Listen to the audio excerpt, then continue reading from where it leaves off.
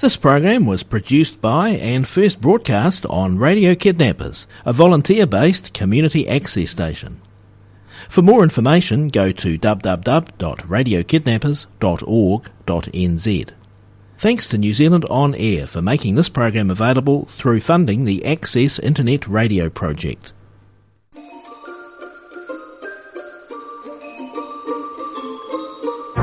You're tuned to Radio Kidnappers, the voice of Hawke's Bay. This is a program called Real Wealth, brought to you on behalf of the Stewart Group. And today it's our pleasure to have as a guest on the program Barry LaValley, who is president of the Retirement Lifestyle Centre in Vancouver in Canada. And he's here today to talk us about retirement. G'day, Barry. How are you going? It's going good. Thank you. Now, before we talk about retirement, which I guess people can either look forward to or dread, let's take a bit of a journey through your life, Barry. Tell us a bit about you. Well, I got into this almost by accident. My formal education is in psychology. Mm-hmm. I have a degree, but I'm not a psychologist. I got into the financial services business many years ago, 1980 now, and worked there until 1997. And I realized that the kind of advice that advisors were giving people on things like retirement were really missing the mark. And when I say that, we treated it like it was a money issue. Nobody cared about the emotional issues people go through. And what I wanted to do was create a program that would help people understand retirement. So from 1997 on, that's what I've done. Have you found that people don't really think about retirement? I mean, you know, you're a young fella, you're out of university, or you're out of school, you get a job, your whole life's ahead of you. The last thing you're thinking of is when you turn 65. Well, this is probably good for the young person just getting out of school, because by the time they retire, retirement as you and I know it won't exist. No. But for people now, as they're moving to 60 or 65, I know that they've been looking at this for a long period of time, and all of a sudden the future's here. And they recognize, I think, that, whoa, wait a minute, that it's not what I thought it was, or I don't even know how to plan for this, because I always thought it was about money, but I recognize that it's not. No, and like I mentioned to you before we came to where that, I love getting up in the morning. I love coming to work. I also love going home, by the way. But I'm dreading the day, and I don't have to retire necessarily at 65, but I'm dreading the day when I actually do say, okay, I'm not going to work anymore. Because two reasons. One, I love having something to do. But on the other hand, my wife who's at home, maybe she doesn't want me hanging around. And you've got two great words. Tell us about them. Well, I'm often asked, what happens to relationships in retirement? And a lot of people think that relationships are easier in retirement than when you are working. And I just give them two numbers, 24/7. Because the dynamic between couples changes when you're at home all the time. So, this idea that maybe you should spend more time at home, she may like that, but sure. 18 months down the line, she's going to boot your, back into the workplace. Okay. Wearing your psychology hat, then, apart from your financial hat, how do you cope with that? Well, first of all, and then let me pick up on something that you had just said earlier. You said, I dread the day that I'm going to retire. And my question, as you were saying that, was, well, why would you do that? Now, it might be you can't work anymore, but, your dulcet tones are going to last you for a long period of time. So why would you retire? Because there's a direct correlation, and these numbers are unassailable, direct correlation between the longer that you work at something you like and the longer you live. So we had this idea, well, sooner or later everybody retires, and I'm saying, do they really? The way you cope with this is you don't think of retirement as the end. You think of it as planning for this phase of your life. And that, for a lot of people, is going to include doing what they love to do. Sure. And you've come to New Zealand at an opportune time, I think, because the national government have announced that the retirement age will increase in 20 years' time to the age of 67 if they have their way and they're re-elected. And a lot of people are up in arms about that. I'm not. I'm the total opposite. I'm of the opinion that, yes, if I can work when I'm 80 and I'm still enjoying it, I want to work when I'm 80. But it's a psychological thing, isn't it? Hey, I've worked all my life. You can see that little speck in the distance. It's 65 here in New Zealand, and I'm going to retire. And I'm looking forward to it. And the government are going to give me some money every week. Is that the way we should be looking at it? Or? No, not at all. And it's funny because the people that are complaining about it are the people that will still get it at 65. Exactly. The people who are going to get it at 67, by that point, 67 will not be very old. It's not old now. And I don't see it as being a major issue. We've been trained to look to 65 as the demarcation point for this rest of our life. And so anytime somebody says, well, it's not 65, it's 67, you're going, whoa, wait a minute, that's violating some law that's out there. I think that's unrealistic. I think that governments around the world are looking at this. New Zealand's certainly not the first place. And I guess that when we look at old labour laws, we go back 50 or 60 or 70, 80 years, in fact, that the average guy and gal who was out in the workforce, they were working hard. And they were doing manual work, and there was a lot of heavy lifting, a lot of blah, blah, blah. And I guess 60 or 65 was a good age to retire because you were probably worn out. But now, actually, you're going to live until you're 90 or 95. Well, I don't know how old you are, but I would say maybe roughly, I'm 63. I'm 62. Oh, there we go. Okay. Now, first of all, it doesn't feel like it was supposed to. When I was back in my 20s, I thought, I would be an old man. I don't feel like an old man. And haven't seen your shoes. I don't think you're an old man either. So here we are. Now, 65 for our parents was old. It was old, yeah. But it's not old for us. We still have what I'm hoping is the better part of our life in front of us. And when I say that, not by length, but by quality. Was it old for our parents? I think our parents looked at it differently because, statistically, you probably would live for another 7 or 8 years, but you really were into the last phase of life before you died. And you hoped you could last for as long as you could. But they looked at it as the end, whereas our generation now looks at it as the beginning. Sure. And by the way, everyone, he's got a salmon shirt on this. I'd love to have it. It goes almost with the colour of my shoes. Okay, so you've got a plan for retirement, haven't you? So, and it's not, like you say, it's not necessarily a financial plan. So, talk us through what we should be thinking about. Not necessarily the year before we retire, but the 5 or 10 or 20 years before we retire. What sort of plan should we be putting in place? Well, I'm glad you mentioned it like that because a lot of people would look at retirement like, okay, I'm retired, let's make some plans. Or the last year when you get into the excitement phase and you're starting to count off the number of days until you retire and you even know the number of hours left. Yes. And you're thinking about the places you're going to go and the things you're going to see and the things you're going to buy. I think that realistically, we should start thinking about our transition maybe 10 years out. Certainly 20 if you're going to plan from a financial standpoint. You start thinking about, I need to save for the future, not necessarily save for retirement, but save for the future. As I look at 10 years out, I want to start thinking, okay, what is it I want to transition to? And what is it that's going to make this period of my life the most meaningful? And you start to think of those things. You start to do activities that you were formerly going to put off until you retire. Now you're doing them because why wait? Yeah, exactly. And, there's a school of thought in New Zealand, maybe it's the same in Canada, that when you retire, to maintain any sort of reasonable lifestyle, we're going to need $1 million in the bank. Is that a bit of scaremongering there? Does that mean that we're not going to have a very good life, or is that true? We need $1 million. That's scaremongering. That's scaremongering. Some people can retire on considerably less than they've been told, and some couldn't retire on 200 or 300% of what they've been told, given the plans they have. It's very individualistic. I saw a study the other day that says that you need 10 times your last year's income if you're going to retire properly. Yeah.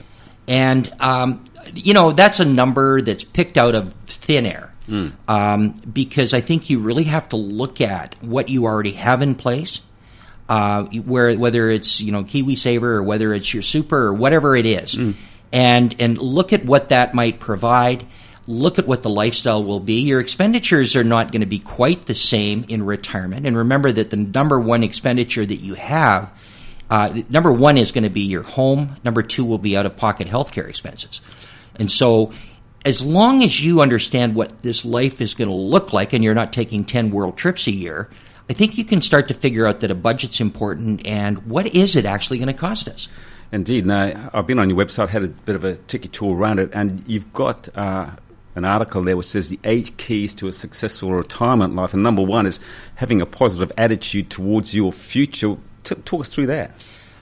There is a lot of work that's been done in the area of positive psychology on our outlook about life. From a healthy aging perspective, I think that you have to be positive because this is a period of our lives where a lot of stuff starts to go wrong, whether it's with ourselves, our spouses, our friends, our parents, if they're still alive. And you have to roll with the punches. The more positive that you are, the more you create positive stress. In other words, the more you create the kind of stress through dopamine or serotonin to be able to handle what we normally are faced with. You got two ways to go here, negative stress or positive stress. Sure. So more optimism, more positive stress. Do you come across many people who go through a stage of depression when they retire? Yeah, a lot, unfortunately. Human beings don't like change. And though we look at retirement, and there's part of you that's rubbing your hands going, I'm retired. But then there's another part going, whoa, I'm retired. Yeah. Right? So you That's get me. it both ways. Yeah. A clear vision of the kind of life that you want. You touched on it earlier, but just run us through that again.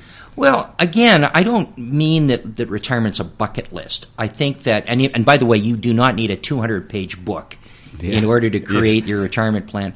But a general idea of how do you want to feel? What is it that you want to accomplish? What will make you happy? How will you spend your time? What's your relationship's going to look like? And those are the kinds of issues I think you should come to grips with as you think about your plan. As we're getting older, and this is number 3 on the list, as we're getting older, you can either age well or you can not age well. How do you approach aging? How do you approach it well? How do you get positive about that? Because no one wants to get old, do they? No, they don't. But remember, we as human beings have the ability to kill ourselves physically by killing ourselves mentally. I think it's all about attitude. And what I look at is, one, are you self-directed versus other-directed? In other words, if you're self-directed, are you the kind of person that believes you can take control of this period of your life and make yourself happy? Because obviously you're going to do an awful lot better than the person that waits around for somebody to come and get them to do something. The second thing is optimism versus pessimism. How optimistic you are. And the third thing is how much negative stress do you create versus positive, because you want to have more things that make you happy and feel at peace than you do that are going to stress you out so you worry about them. What's your positive definition of work, Barry? My positive definition of work is anything where I believe I can use my energy, my experience, either to learn more things myself or to contribute to others. It is not tied into whether I get a paycheck for it. Now, I guess when we're working, we've really got two families. We've got our working family. We turn up to work every day. We've got our mates. We've got our associates that come through the door. And we've got our other family at home. What happens to our work family when we leave them behind? It would be a bit of a crisis for us, wouldn't it? It is and more so men than women, and I don't like to overgeneralize, but we do not tend to take our workplace relationships into retirement. And so if you've got people whose sole relationships were tied up in work, they've lost the ability to go out and generate new kinds of relationships on their own. And so they retire, they don't have the old relationships. Now they got to build new ones. They don't have the skills for that. And in a lot of cases, they don't recognize how important relationships actually are. Why do you think we don't take those work relationships on after we retire? Is it because maybe they're a little bit shallow and they're only revolved around work anyway? Well, exactly. I mean, let me ask you a question. I mean, who has more relationships generally, men or women? Yeah, it's true. And, the answer there is going to be, most people will say women, but that's not true. Men have more relationships, but nothing very close. Like, you and I are not going out at the end of this and have a beer and discuss feelings. I mean, you might, I'm not, right? So no, we are not. And here's another very important thing, that we need to have an active social network. That sort of follows on a bit from what we just spoke about, doesn't it? We've got to have mates. Well, you do, and yet, how many people do you think actually recognize that or think that it's important? Not, in my experience, not all that many. So, I mean, you can be extroverted. You don't have any issues. You can be introverted, and you don't like people anyway, no matter what I say. But there's the group in the middle, and I call them ambiverts. And ambiverts are those kinds of people who don't recognize the importance of social relationships as it pertains to healthy aging.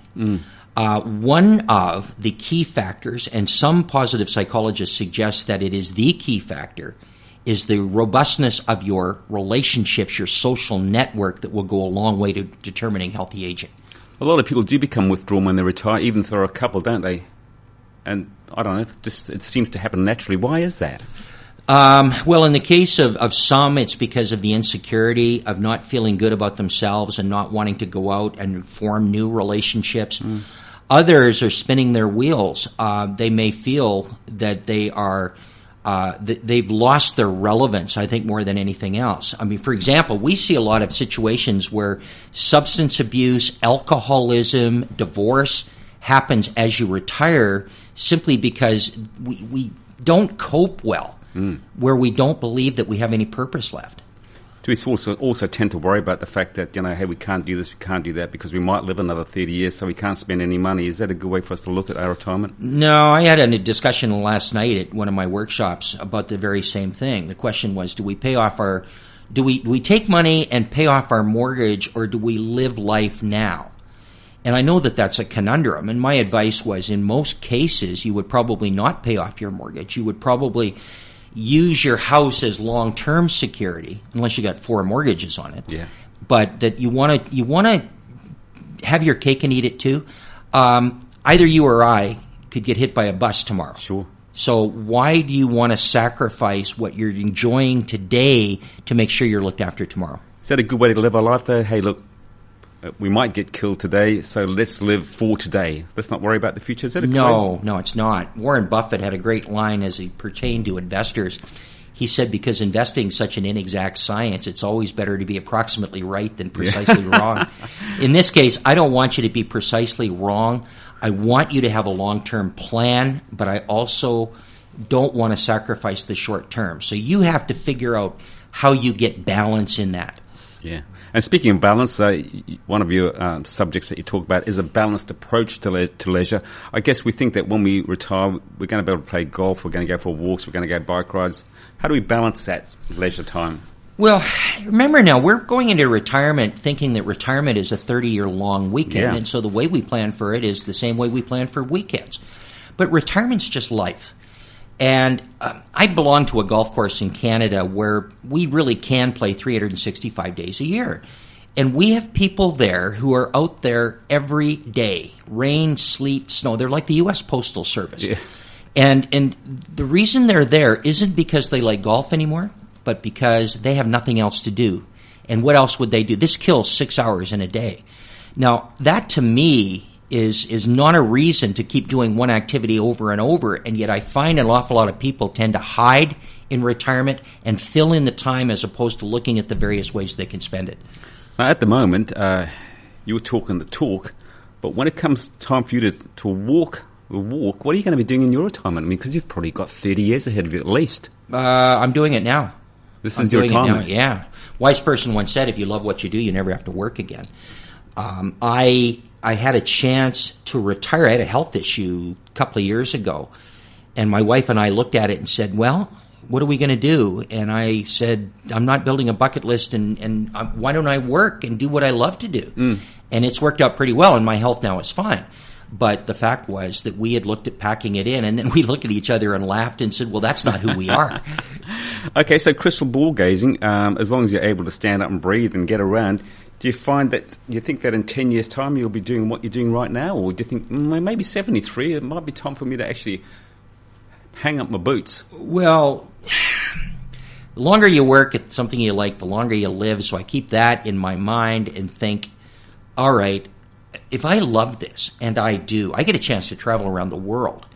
And I don't know how I would replace that. My wife will come with me on some of these. Yeah. So if we're 73 and in good health, why wouldn't we do this?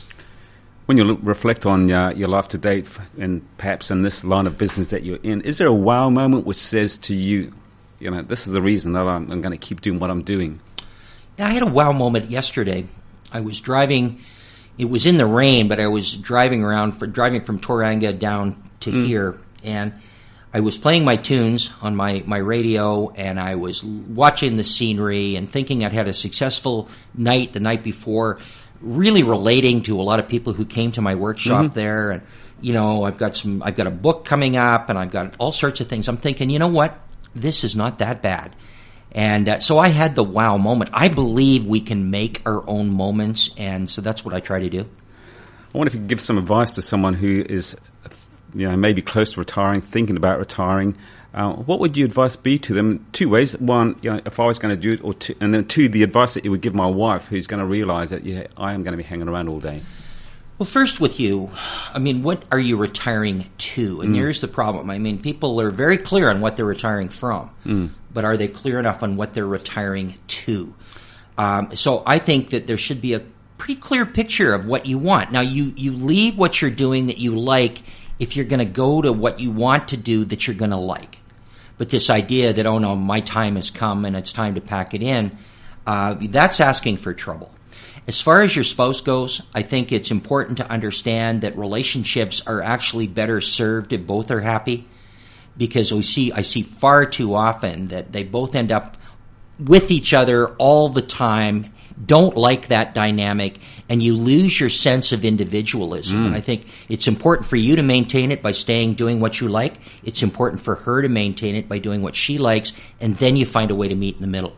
It's going to be one of the most difficult transitions in most people's lives, isn't it, retiring? Yeah, a lot more difficult than people think, because I think they have a misunderstanding about this. They think that it's a work issue, and it is not. They think it's a financial issue, and it is only partly. It's really an emotional issue, and a lot of people look at it like it's a death. Yeah. I guess most people think financially that it's the most important, because all of a sudden this money stopped coming in unless you've made provisions for down the track, financially speaking. They say that money can't buy happiness, but it can, can't it? Well, there was a British study that came out. I laughed at this one. They looked at people who were affluent in Great Britain and measured their perceived level of happiness. And what they found in the study was there was no relationship whatsoever between how much money you have and how happy you are. Although I did note the survey said that if you have money, it makes sadness a little easier to look at. Just about out of time, Barry. If we actually wanted to get some help or guidance with retirement, who would we go to? Well, I'm here on behalf of the Stewart Group, and they have asked if I would come over and work with their clients, and I have also worked with them to help them understand how to have better conversations, and they do a really good job anyway. They have something called a planning roadmap that they take people through. This issue is about life first, and then it's about money. And so what I'm looking for is a financial planner who works with the money part after understanding the life part. And, of course, the Stewart Group are available, and I'll be giving you those phone numbers very shortly. Barry, it's been a pleasure to have you on the program, and we wish you well for the future. Now, like I say, you've only been in New Zealand for a week. What's the best part of New Zealand so far for you? The people. I love it here. But, this is not on my radar to move, but it reminds me a lot of Canada. And I say that in the kindest way. You could be a diplomat. Hi, thank you. Good on you, Barry. Talk to you again. Thank you.